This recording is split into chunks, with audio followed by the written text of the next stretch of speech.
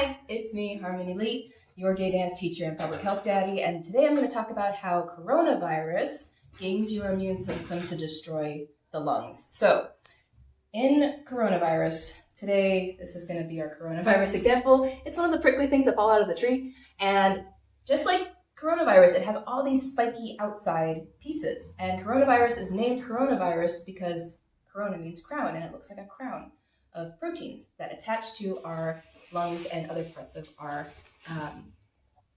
internal lining. So here's the thing. If this is coronavirus,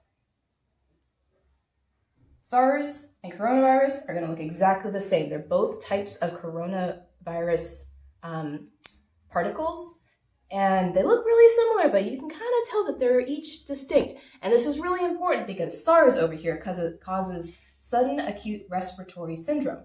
But because this is so closely related, this does the same thing. So SARS and coronavirus are really, really similar. So let's talk about how coronavirus is trying to win. So this is player one. Player one is a healthy, active, 25-year-old person. And they come into contact with coronavirus. The first place that they're going to come into contact with is their throat. And just for the purposes of this pantyhose is your throat. And just like these little prickly things, they love dry, scratchy surfaces. So if you have like a scratchy throat and it's like really dry and those viral particles can get in there, coronavirus is super happy. In fact, some more of them might want to join on too. So the first place that we encounter it is going to be in the throat, and that's going to cause upper respiratory illness, infection type symptoms. So we might associate these with some fatigue, runny nose, sniffles, dry cough, maybe some fever, but it's going to look and feel a lot like the common cold. Now, player one is trying to keep coronavirus from getting to their lungs, and this sponge is your lungs. And they have a few defenses at hand that they can use. So, if it's stuck on their throat, they can use their immune system. And Play-Doh is going to be your immune system. This is going to be some mucus. And just like you're like coughing up some mucus, it might squeeze this, cover this coronavirus and scoop it up and expel it somewhere else. But that's not going to take care of all of the viral particles or all of the infection.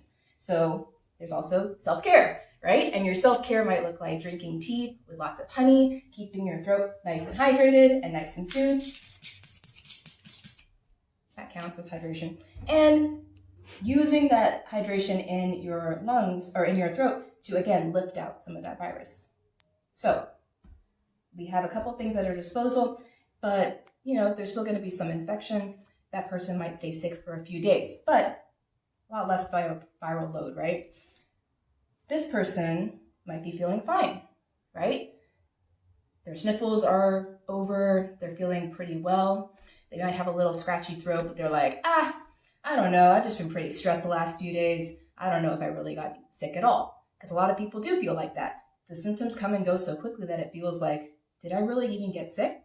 The tricky part is we don't really know, but there's a very high likelihood that this person did get COVID because there aren't enough testing kits to test everybody. So we really reserve the testing kits for those who need it the most, who it involves their clinical care to have them be tested. But in player one's case, they couldn't go get this test done and they weren't hospitalized for their infection. In fact, it was pretty mild and they resolved on their own. Just doing some self-care. So here's where it gets tricky. Player one, who thinks maybe they had COVID, but maybe they didn't, they're like, well, I'm healthy enough to go walk around. My body's not really hurting. Let me go walk to the store. And while I'm on the store, let me go say hi to my neighbors. And so they go out of the house and they are not wearing a mask because a mask would also prevent those viral particles from coming out of their nose and mouth while they're walking around in the community. So this patient is still shedding virus, and some of that virus gets coughed out onto player two. So let's go shift gears into player two. Player two is 65 years old. They have underlying health conditions that make it difficult for them to breathe, and they're immune compromised, meaning that their immune system is not fully functioning because perhaps they had an organ transplant or they're on immune suppressant drugs. So, player 1 coughed some of that viral particle onto player 2. Now, they're coming into virus from walking around in the community, home gatherings, possibly family members, right? And as they're like sticking onto the things that we do in quarantine, as the viruses are sticking onto their throat, right? They don't have the same type of defenses available that player 1 did. So player 2 does not have as much of an immune response that they can direct to lift these out of here. And maybe they're having some trouble as well generating enough fluid to coat their throat and keep that lining from getting worse. So this mechanism might be getting rid of some of that virus, but it's not getting rid of all of it. And that allows the virus to move further into that person's body. Now, this is what we don't want to have happen, because at this point, symptoms may start to look more serious. That's difficulty breathing, wheezing, pain while breathing. These are all things that require hospitalization.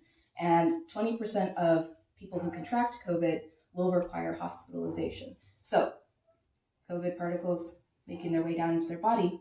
And now, remember when I said COVID wins by destroying their lungs? They're getting really close to that goal. So here they come. Boop. They're on that person's lungs. Now, the tricky part for this person's lungs is if you can kind of see player 1 versus player 2. These are older lungs. These lungs are kind of worn out. These lungs have some damage to them already, and there's just more wear and tear. COVID doesn't just land on your lung, it actually tears it up. So those little particles, those spiky parts, those are real. Those tear up those sensitive linings in the inside of our lungs. The problem with that is as it's tearing up this lining, it's making it harder for that person to breathe. And if it's making it harder for that person to breathe, so this sponge has a little bit of soap on it, I'm trying to get the air out, but you see the bubbles aren't very strong? The sponge is having a hard time making bubbles, just like COVID makes it hard for people to breathe fully in their lungs. Now, here's what happens on top of that lung damage.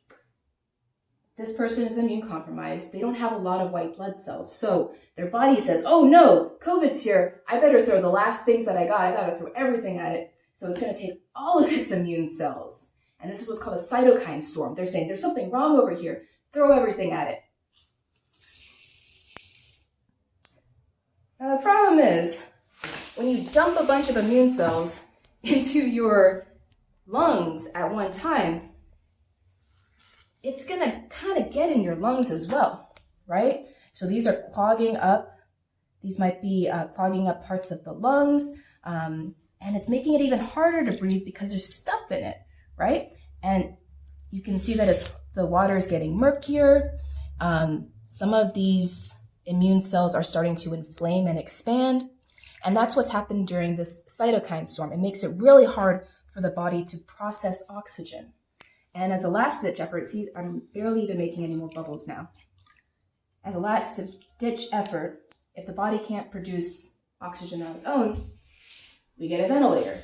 And in this case, we're trying to blow bubbles into the person's body through a ventilator. But if we don't have enough ventilators to go around because there's so many people getting sick at the same time, it's going to make it really hard to get people life-saving medical equipment.